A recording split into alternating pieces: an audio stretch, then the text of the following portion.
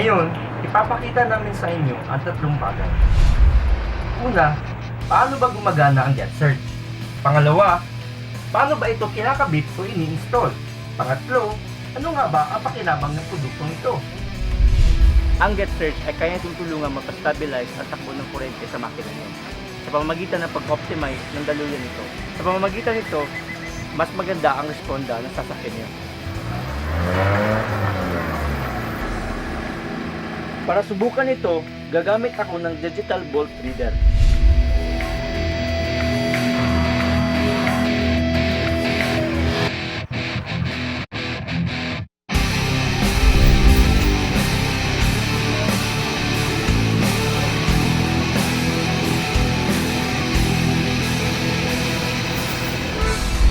Ngayon, tuturuan ko kayo paano ikabit ang GetSearch.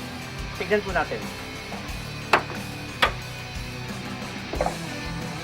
Kung titignan nyo po, ito po yung positive niya at saka ito po yung negative. Now, simple lang po, itatap lang po natin sa negative ng battery kung saan po yung negative ng GetSearch. Itatap din po natin kung saan po yung positive ng battery sa positive ng GetSearch. Okay? Tignan po natin.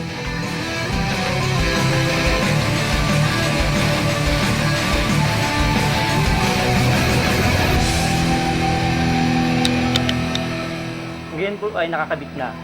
Lagi po nating tandaan, red for positive and black for negative. Siguraduhin po natin na mahigpit po siya para walang lost contact. Sa ngayon po, kinabit na po natin ang GetSearch. Sa pamamagitan ng voltmeter, makikita natin ang kaibahan nung walang GetSearch at saka ngayon ikinabit na. Naka-idle state.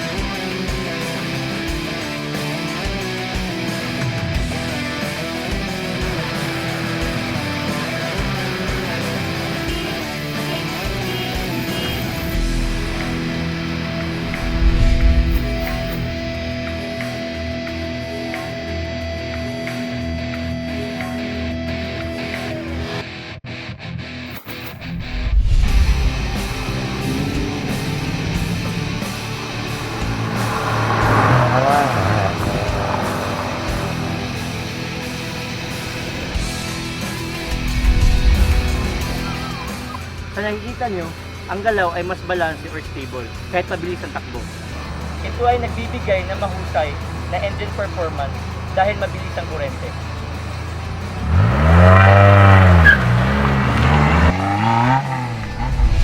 Sa mga pagsubok na ito, masasabi natin ang mga sumusunod. Una, ang iyong baterya at electrical components ng inyong sasakyan ay tatagal. Pangalawa, nararanasan ninyo ang mas mabilis na responda sa inyong makina. Pangatlo, mapapansin mo ang kabuuang pagpapabuti sa performance ng inyong makina. Pang-apat, mapapansin nyo ang kataasan ng inyong pagtitipid sa gasolina or fuel savings. Ngunit nakasalalay pa rin ito sa inyong pagmamaneho.